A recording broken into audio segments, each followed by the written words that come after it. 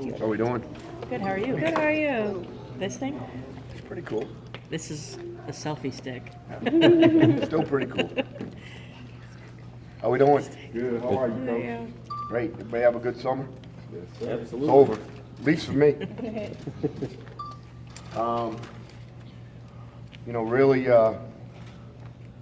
Really like our guys.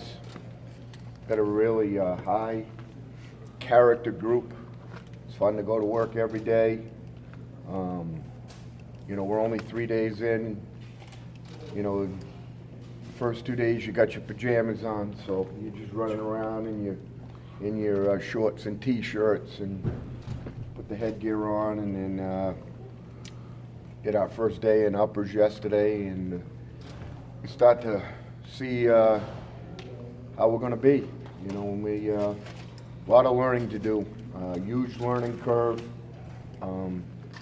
Trying to establish tempo and pace with this new practice schedule is interesting, and because in essence you really have one more week than you used to have, so that has to come into your thinking, because you obviously want to get the guys all this information, but you don't want to jam it at them too fast that they can't retain, and you actually have a little more time to install, get prepared, and so forth. But you don't want them bored with it either. So you got to kind of keep it going at a reasonable clip, so that they stay engaged and they learn and they participate with great energy, mostly mentally. They're going to do that physically. So good start, first 3 days. Excited about it. Well, I know you've talked about maintaining the aggressive attacking style of your defense, even with losing so many starters. Realistically, does there have to be some dialing back with so many young guys at all, or is it too early to tell? We really can't tell. I think it's a great question. I'm not trying to dodge it. But regardless of how we're going to go about doing it, because there's several ways to do it, we're going to be aggressive. I mean, that's just the way we play defense. So now we may do that different ways. We may play different concepts.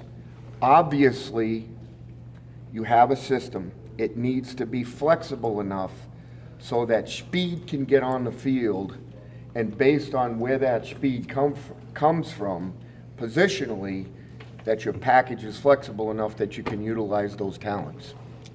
Don, in Chicago, Jim was talking about Quiddy and Luigi, kind of raving about them on the outside. He mentioned them maybe as outside linebackers, defensive ends. What have you noticed out of those two so far? Well, Luigi, Quiddy. I'll give you this. I watched pass rush yesterday. Pretty good. Very good start. Luigi, extremely explosive, comes off the rock. Was really impressed with how well, not only does he come off the rock, but how well Quiddy used his hands. And, those guys are very talented guys, as coaches alluded to. And we're going to give them every opportunity possible to get on the field. In some roles. Now, can they learn it all concept-wise? Probably not. But that doesn't mean they can't contribute and develop confidence and then have their role broaden as we move forward. Obviously, you're going to have guys compete everywhere, but is corner going to be the most interesting kind of battle for you? Is that what your read is right now? Or? I think every position is there's battles going on. But, I think the corner thing is paramount in our thinking. Coach Zordich, I have tremendous confidence in his abilities to analyze, provide technique and concept, and I love those guys. I mean, all of those guys have a chance to be good. So, and Coach gave me a, early birthday present or something. But Drake Harris had a nice interception yesterday. So, and I love those guys, when they put their hands out and they're nice and long, and then he goes up and high points the ball. It's fun to see. So hopefully he can continue to take steps, move forward, learn the concept, and play fast, because that's the biggest piece. Okay, I know the concept, but it's like mud, you know, stammering around. You know, it's no quick twitch, move forward, make adjustments, technique fundamentals, play fast, all those things. So, but all of those guys have a chance. Really like them all, to be honest. You know, I think Brandon Watson up, you know, and Keith Washington. Then you got the Levert, Hill, David Long. You got the Ben St. Juste. You got Drake. You know, so I mean, it goes on and on. There's a number of guys there, and it was right now, as you alluded to, we're going to try to find out who the top 2 and really 3 guys are. We're even, you know, looking at Jalen, Kelly Powell, you know, and seeing if he can help us in some of those packages as well, utilizing his coverage skills. A couple of players had mentioned this offseason about Khalid Hudson being potentially off the radar, but potentially one of the best players in college football. Obviously, some big shoes going into Jabril's shoes, but what have you seen out of him, and how likely is that ascent? Well, I love him. I mean, he's a very physical guy. His learning at that position has been outstanding. And he's competing at a high level. He hasn't played a minute on defense yet, so going from that point to, you know, one of the best players in college football is an extremely high jump. So I'm just very happy with his arrow. You know, some guys' arrow's flat, some guys' arrow's down. His arrow is constantly going up. He's a really coachable guy. He's fun to have in the room. And don't forget, he can play some safety as well. So, with the corners, can playing aggressive help them quicker because maybe they're putting the onus on the offense instead? let me ask you this question, okay? So I'm going to cover you. So I'm going to go back here, and then you're going to run all over the place, and I'm going to go cover you. Do you think that's easy? With all that space on a football field?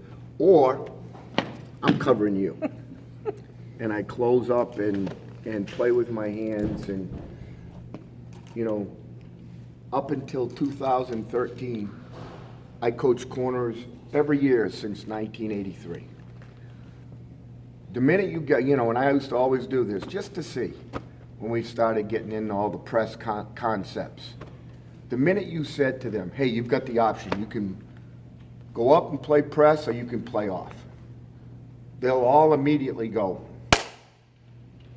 And players know what they want to do and whether they want to accept the one-on-one challenge or play and let great players run around in space and try to chase them all over the field. I just say that's kind of a common denominator. Guys that, you know, that we're involved with in recruiting, if there's any chink in their armor or if we sense any kind of, you know, that aggressiveness that we're looking for, probably not a good place to come. In honest reality, because we want guys that accept the one-on-one challenge, and you know, that's just me. But you know, that's what we're looking for. Going back to, you say your team's got a steep learning curve, your defense has a steep learning curve. Does that concern you at all, or is that a good challenge for the defense as a whole? It's a challenge for yourself as a coordinator. Well, to be honest, it kind of, I don't know if the word's because it energizes you as a coach that you're going in there and guys, you know, you got to teach them a concept. I think that's kind of what we do as teachers. I think the bigger challenge is creating a picture and a vision for what you want the defense to be, and then get them to go buy into it. That's the bigger challenge on a year-to-year basis.